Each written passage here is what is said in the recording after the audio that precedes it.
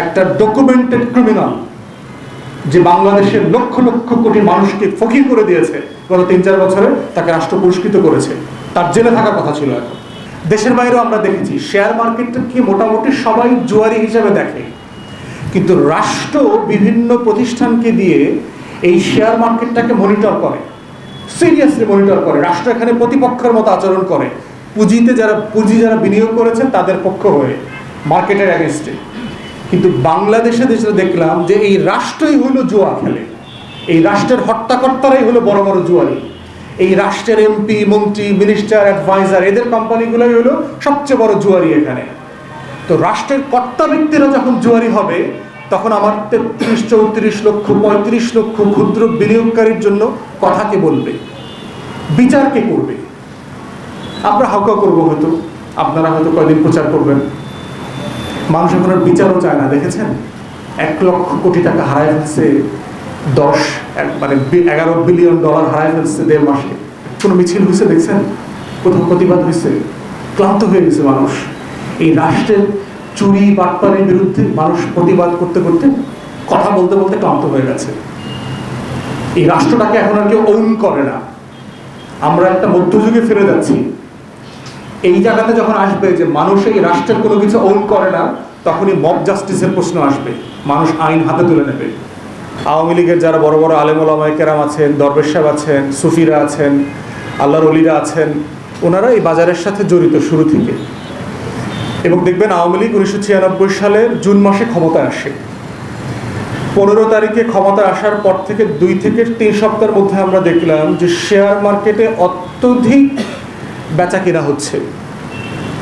এটার এক্সাম্পলটা কিভাবে দিব, যে ধরেন একটা লোকসানি কোম্পানি, যেই কোম্পানিটার শেয়ার, যে কোম্পানিটার ব্যবসা ভালো না, সে প্রফিট করে না, তার শেয়ার কেউ কেনে না, সেই কোম্পানিটার শেয়ার 100 গুণ বেড়ে গেছে। মানে 1 টাকা দাম ছিল তার একটা শেয়ারের, এই শেয়ারের দামটা 3 সপ্তাহের মধ্যে 100 টাকা বেড়ে গেছে, 100 টাকা হয়ে গেছে। এবং এমন একটা কোম্পানি যার কোনো প্রফিট নাই, মানে তার জমা দেওয়া হিসাব, আপনারা জানেন যে স্টক মার্কেটে রেজিস্টার্ড যে কোনো কোম্পানিকে তাকে ওপেনলি তার বছরের আয় ব্যয় লাভ ক্ষতির হিসাব জমা দিতে হয়। এটা আপনি যে কোনো জায়গাতে ওয়েবসাইটে গিয়ে এটা দেখতে পারবো যে কোম্পানি এক্স গত বছর কত টাকা লাভ করেছে, মুনাফা করেছে, লোকসান করেছে। এটা এই রকম হাজার হাজার লোকসানি কোম্পানি, মানে দিনের ব্যবধানে, সপ্তাহের ব্যবধানে, 3 দিনের ব্যবধানে লক্ষ লক্ষ টাকার মালিক হয়ে গেল। এবং এটা হতে হতে হতে হতে যেটা হয়েছে, 4 টাকার শেয়ার 750 টাকা হয়ে গেছে, 30 টাকার শেয়ার 40,000 টাকা হয়ে গেছে। এইরকম ঘটনা ঘটেছে বাংলাদেশে। এটা এতই মানে আনঅ্যাকসেপ্টেবল একটা ঘটনা যে পৃথিবীর শেয়ার মার্কেটে কখনোই ঘটনাগুলো ঘটে না। কারণ প্রত্যেকটা শেয়ার মার্কেটে নিজস্ব ব্যাকরণ আছে, যে একটা মার্কেটে কিভাবে টাকার পরিমাণ বাড়ে, এটা যে ফ্লো চার্ট আছে, এটা আনইউজুয়ালি এইভাবে বাড়তে পারে না। তো আমরা 1996 সালে দেখলাম জুন মাসে শুরু হওয়া এই শেয়ারের জুয়ার ব্যবসা, যেটা এটা নভেম্বরে গিয়ে পিকে ওঠে এবং ক্রাশ করে। কারণ হয়টা কি, এটা কিভাবে ক্রাশ করে, যেমন ধরেন আমি একটা লোকসানি কোম্পানি এক্স, তার শেয়ার আমি 1 টাকায় কিনলাম, কিনে আমার কলিগকে বললাম যে ভাই এটা আপনি 10 টাকায় এখন কেনেন। তো আমার কলিগ এটা উনি 10 টাকায় কিনলেন, তাহলে 2 ঘন্টার মধ্যে এই শেয়ারটার দাম 1 টাকা থেকে 10 টাকা হয়ে গেল। ওই কলিগকে বললাম যে ভাই এইটা আপনি এখন ওনাকে বিক্রি করে দেন 100 টাকায়। তো উনি আবার এটা 100 টাকায় কিনে ফেললো। তাহলে 3 ঘন্টার মাথায় আমার 1 টাকার শেয়ারটা এখন 100 টাকা হয়ে গেল। উনি আবার পরের দিন পরের লোককে বললেন যে ভাই এটা আপনি কালকে 1000 টাকায় কিনে নেবেন। কিন্তু এটা তো ইউজুয়াল না। এবং এটা কিন্তু আমরা সবাই আমরা ওই যে চোর বাটপারের বিজ্ঞাপন দেখছেন না, আমরা সব কিন্তু আমরা এই ফলস কোম্পানি দিয়ে, ফলস ব্যক্তিদেরকে দিয়ে এই শেয়ারগুলো ম্যানিপুলেট করানো হয়, কেনা হয়। কিনে যেটা করা হয়েছে, পত্রিকায় দেখা যাচ্ছে শেয়ার মার্কেটের ঊর্ধ্বগতি। এই নিউজগুলো দেখার পরে কি হচ্ছে, সাধারণ নিষ্পাপ বিনিয়োগকারী যারা আছেন, তার বাসায় 1 লক্ষ টাকা আছে, সে চিন্তা করতেছে 3 ঘন্টার ব্যবধানে 1 টাকা যদি 1000 টাকা হয়ে যেতে পারে, তাহলে আমি শেয়ার মার্কেটে যদি আমার 1 লক্ষ টাকা লগ্নি করি, তাহলে 3 ঘন্টায় না হোক 3 দিনে তো এটা 100 গুণ বাড়বে। তাহলে আমি 10 লাখ টাকার মালিক হয়ে যাব, আমি 1 কোটি টাকার মালিক হয়ে যাব। তখন যেটা হয়, এই খবরের ভিত্তিতে সারা দেশের ক্ষুদ্র বিনিয়োগকারী মানুষগুলো তার 20,000 টাকা, তার 50,000 টাকা, তার ছেলের স্কুলের বেতন, তার বাসা ভাড়ার 2 মাসের টাকা, তার ওই বেড়াতে যাবে বাংলাদেশে চিটাগংয়ে কুয়াকাটাতে, ওটার জন্য 30,000 টাকা সেভ করে রেখেছে, ছেলের স্কুলের বেতন দেবে, বেতনের টাকা সেভ করে রেখেছে। এই টাকাগুলো সে শর্ট টার্ম ইনভেস্ট করা শুরু করে। যেহেতু এখানে অনেক লাভ হচ্ছে, সে চিন্তা করেছে আমি 3 সপ্তাহ বিনিয়োগ করে 30,000 টাকা বাসা ভাড়া আছে, আমি এখান থেকে 3 লাখ টাকা পেয়ে যাব, 3 লাখ টাকা পেয়ে আমি বাসা ভাড়া দিয়ে দেবো, বাকি টাকা আমার থাকবে। ঠিক এইভাবে মনোপলাইজ করা হয় খবরের মাধ্যমে।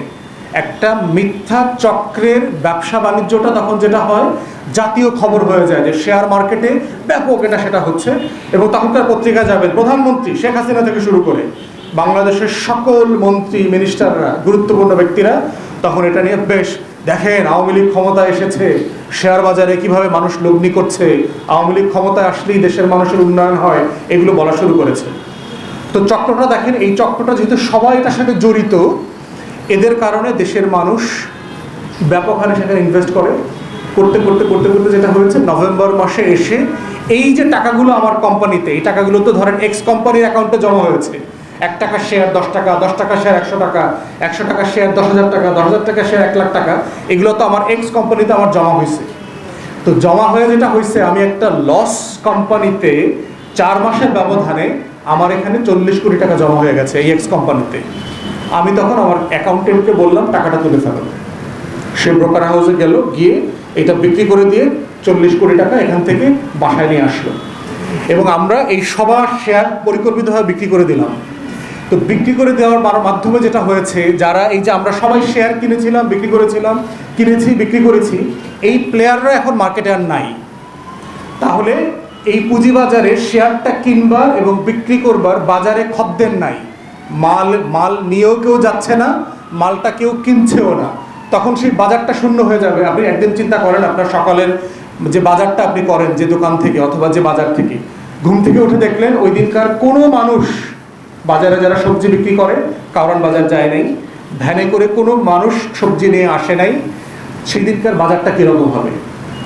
বাজারের ঘরগুলো সব খালি পড়ে থাকবে, বাজারে কোনো সবজি নাই, কোনো মাছ নাই, কিছু নাই। তাহলে আমরা পরিকল্পিতভাবে এই টাকাগুলো মানুষের কাছ থেকে নিয়ে আসলাম, জমাইলাম অ্যাকাউন্টে, জমায়া সিদ্ধান্ত নিয়ে মালিক বলে দিল টাকাটা বিক্রি করে তুলে নিয়ে আসেন। আমরা সবাই তুলে নিয়ে এসে ঘরে বসে আছি। এই পরিস্থিতিটা যখন তৈরি হয়, তখন এটাকে বলে মার্কেট ক্রাশ। মানে টাকাটা এখন আর হাত বদল হচ্ছে না, এখন আর কেউ শেয়ার কিনছে না, কেউ শেয়ার বিক্রি করছে না। ব্রোকার হাউসে মানুষ গিয়ে দেখছে যে তার যে শেয়ারগুলো ছিল সেগুলো যেহেতু কেনা বেচা হচ্ছে না, তাহলে কি করতেছে, 10 টাকা শেয়ার আস্তে আস্তে 9 টাকায় হচ্ছে, 8 টাকায় চলে আসতেছে, 7 টাকায় চলে আসতেছে, 3 টাকায় চলে আসতেছে, শূন্যে চলে আসছে। শূন্যের পরে দেখা গেছে যে যারা লসেও 3 টাকায়, কিন্তু এই মানুষগুলো যখন আর নাই, তখন এটা ঋণাত্মক শেয়ার মার্কেট হয়ে যায়। এটা হচ্ছে সুপার ক্রাশ। এই সুপার ক্রাশ আমরা 1996 সালে আওয়ামী লীগের জমানায় দেখেছি। এর সাথে তখন তদন্ত হয়েছে, জাহাঙ্গীরনগরে তখনকার ভাইস চ্যান্সেলর ছিলেন প্রফেসর আমিরুল ইসলামকে দিয়ে তদন্ত কমিটি করা হয়। তদন্ত কমিটিতে 3টা কোম্পানিকে সে আইডেন্টিফাই করে, তার ভিতরে বেক্সিমকো একটা, শাইন পুকুর একটা, দোহা সিকিউরিটিজ একটা। এদের ঘোরায় ফিরে সবার মালিক দরবেশ সাহেব, অলি আল্লাহ। কোনো বিচার হয়নি। বিচার হয়েছে কার জানেন? ছোটখাটো কোম্পানি যারা এই সুযোগে সুবিধা নিচ্ছে, তাদের 2-4টা কোম্পানির বিরুদ্ধে মামলা মোকদ্দমা হয়েছে, তাদেরকে জরিমানা করা হয়েছে। কিন্তু অলি আল্লাহদের কোনো বিচার হয়নি, কারণ আল্লাহর অলিদের কিন্তু বিচার করা যাবে না, আল্লাহ তাআলা অসন্তুষ্ট হবে, তাও রমজান মাস। তো বিচার না করার কারণে কি হইল? পুরো লক্ষ লক্ষ মানুষ ওভারনাইট 4 মাসের ব্যবধানে ফকির হয়ে গেল। আর এই লক্ষ লক্ষ কোটি টাকা 4-5টা লোকের পকেটে চলে আসলো। এইভাবে হচ্ছে পুঁজিপতি হয়, আর মধ্যবিত্ত, নিম্নবিত্ত, শ্রমজীবী মানুষগুলো গরিব হয়ে যায় ওভারনাইট। এটা হচ্ছে রাষ্ট্রের চক্র। এবং এই বাস্তবতায় দেখেন কি হচ্ছে, সিকিউরিটি এক্সচেঞ্জ কমিশনের যিনি চেয়ারম্যান, ঢাকা বিশ্ববিদ্যালয়ের শিক্ষক প্রফেসর শিবলি রুবায়েত, ওনাকে আবার নতুন করে 3 বছর মেয়াদে রিঅ্যাপয়েন্ট করা হয়েছে।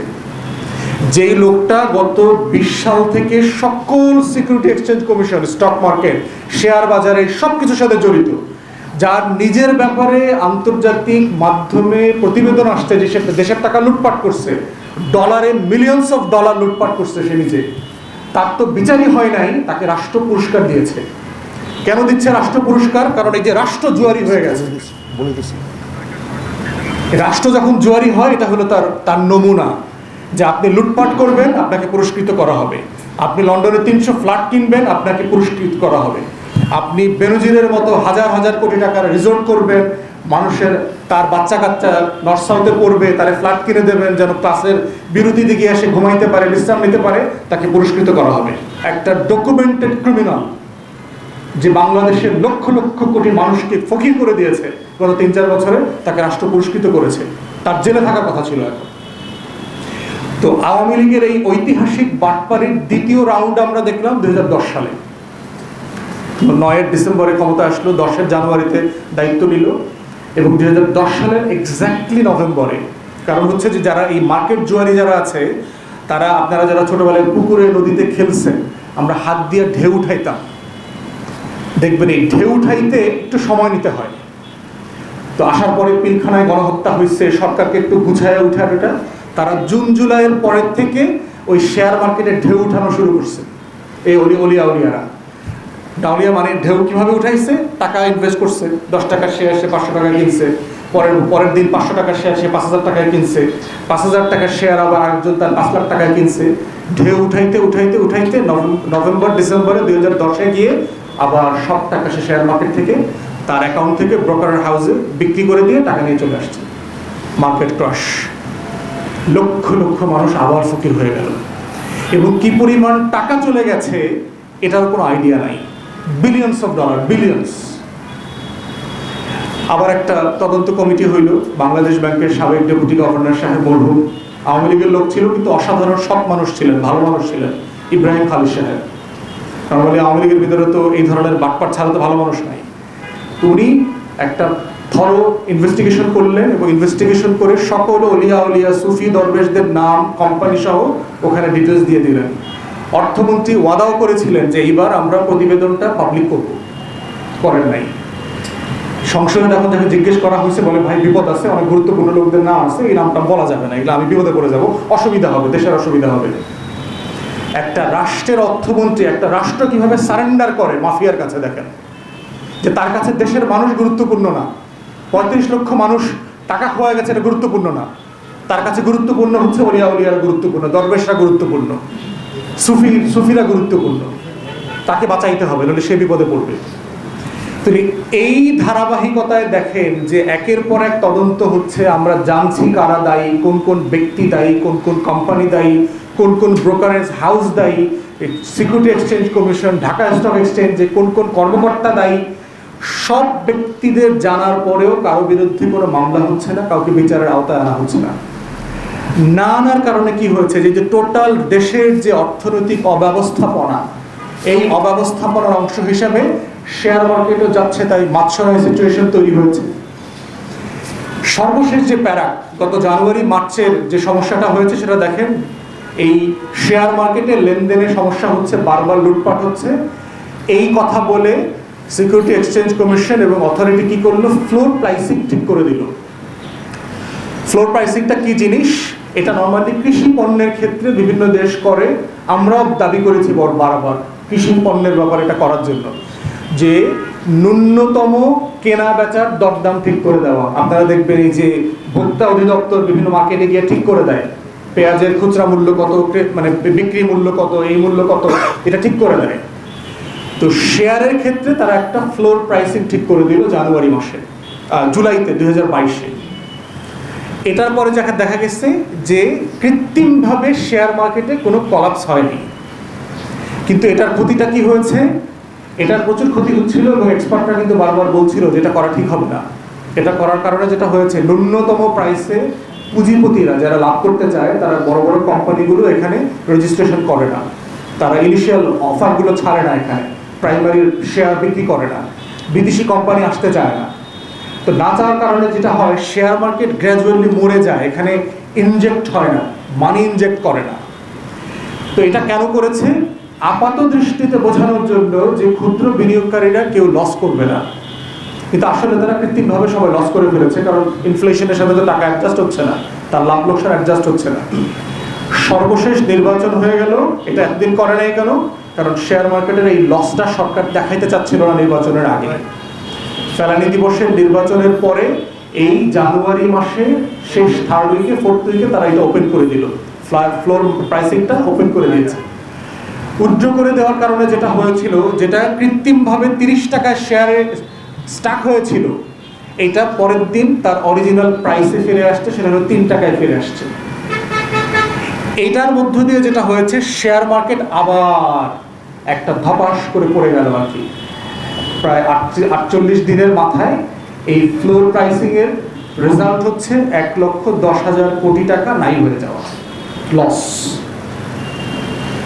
4 দিনের মধ্যে বেনিফিশিয়ারি ওনার্স যে অ্যাকাউন্ট থাকে, তোমরা জানেন যে স্টকে ব্রোকারেজ করতে হলে বিও অ্যাকাউন্ট করতে হয়। 4,000 অ্যাকাউন্ট, 10,000 অ্যাকাউন্ট ক্লোজ করে ফেলছে মানুষ 4 দিনে। মানে তার শেয়ারটা জিরো হয়ে গেছে, কিছুই নাই এখানে, তার শেয়ারে কোনো টাকা নেই। সে এখন প্রতিবাদও করছে না। সে এখন হয়তো কয়েকজন আত্মহত্যা করবে, শুনবেন, হয়তো রিপোর্ট আসবে না। এখন 10,000 অ্যাকাউন্ট ক্লোজ করে ফেলছে তারা। এই হচ্ছে রাষ্ট্রের লুটপাটের একটা ছোট্ট গিনিপিগ চিত্র হচ্ছে আমাদের শেয়ার মার্কেট। আপনি এই রাষ্ট্রের প্রত্যেকটা জায়গায় হাত দিবেন, দেখবেন আওয়ামী লীগ ঘুট পোকার মতো এই রাষ্ট্রের প্রত্যেকটা জিনিস খেয়ে ফেলছে, এই রাষ্ট্রের প্রত্যেকটা প্রতিষ্ঠান খেয়ে ফেলেছে। আওয়ামী লীগকে বারবার আমরা বলেছি একটা অভিশপ্ত রাজনৈতিক দল, সে যেখানে হাত দেয় সেটা পুড়ে ছাই হয়ে যায়, সে যেখানে হাত দেবে সেখানে ঘুট পোকার মতো সেটা পুড়ে ছাই হয়ে যাবে। দেশের মানুষ, এই রাষ্ট্র, দেশ তার কাছে কোনো গুরুত্বপূর্ণ জিনিস না, তার কাছে এটা শুধু গরুর দুধের মতো। গরুর দুধের মতো নেও, এটা বিক্রি করো, খাও, পাচার করো। এই হচ্ছে আওয়ামী লীগের রাষ্ট্র। তো এই হচ্ছে শেয়ার মার্কেটের যে সাম্প্রতিক ঘটনা, এটা নিয়ে আমরা আমাদের ছোট ব্রিফিং, যেটা আমরা মনে করেছি যে আপনাদের মাধ্যমে আমাদের দেশবাসীকে জানানো দরকার। এখন প্রশ্ন হচ্ছে যে আমরা কি করব, করণীয় কি? প্রথম কথা হচ্ছে যে বিচারে ফিরে আসতে হবে। এখন একটা অনির্বাচিত অবৈধ সরকার বিচার কিভাবে করবে? কারণ সে তো এই অলিগার্কের উপর ভিত্তি করে, এই মাফিয়া লোকগুলোর উপরে ভিত্তি করে তো সে বেঁচে আছে, কারণ জনগণ তো তার শত্রু। অতএব কোনো অনির্বাচিত সরকারের কাছে আমাদের কোনো প্রস্তাবনা নাই। আমাদের দেশবাসীর কাছে প্রস্তাবনা হচ্ছে, যদি আপনি ফিরে দাঁড়াতে চান, যদি আপনি মনে করেন যে এই রাষ্ট্রের মাফিয়াতন্ত্র থেকে আপনি ফিরে দাঁড়াবেন, ঘুরে দাঁড়াবেন, আপনাকে প্রতিবাদ করতে হবে, আপনাকে লড়াই করতে হবে, আপনাকে ভয়েস রেজ করতে হবে, আপনাকে চোরকে চোর বলতে হবে, কলিং এ স্পেড স্পেড, ইংলিশে কথা আছে যে বাটপারকে বাটপার বলতে হবে, ক্রিমিনালদেরকে ক্রিমিনাল বলতে হবে, তাদের নাম ফেস্টুন ধরে ধরে তাদের বিরুদ্ধে প্রতিবাদ করতে হবে, লড়াই করতে হবে। 33 লক্ষ মানুষ তো একদিন একটা প্রতিবাদ করলেন না। এই 33 লক্ষ মানুষ তো একটা সমাবেশ করে নাই কোনোদিন। 3 লক্ষ মানুষও তো করে নাই, 30,000 মানুষও তো একটা সমাবেশ করে নাই।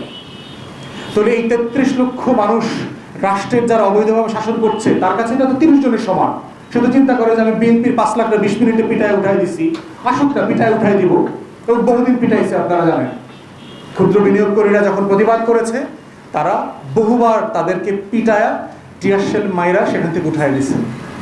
তো আমাদের দাবি হচ্ছে দেশবাসীর কাছে যে আপনারা সতর্ক থাকেন, প্রতিবাদ করেন। আর ক্ষুদ্র বিনিয়োগকারীরা আপনারা সংগঠিত হন, আপনাদের টাকার ফেরত পাবার লড়াই রাষ্ট্রের কাছে আপনাদেরকে করতে হবে। আমরা আপনাদের ভয়েস হইতে পারবো, কিন্তু আপনার টাকা ফেরত দিতে পারবো না। স্টক মার্কেট থেকে টাকা, জোয়ার মার্কেটে টাকায় হারলে টাকা ফেরত পাওয়া যায় না। আপনি আত্মহত্যা করবেন অথবা লড়াই করবেন, আপনার হাতে অপশন দুইটা।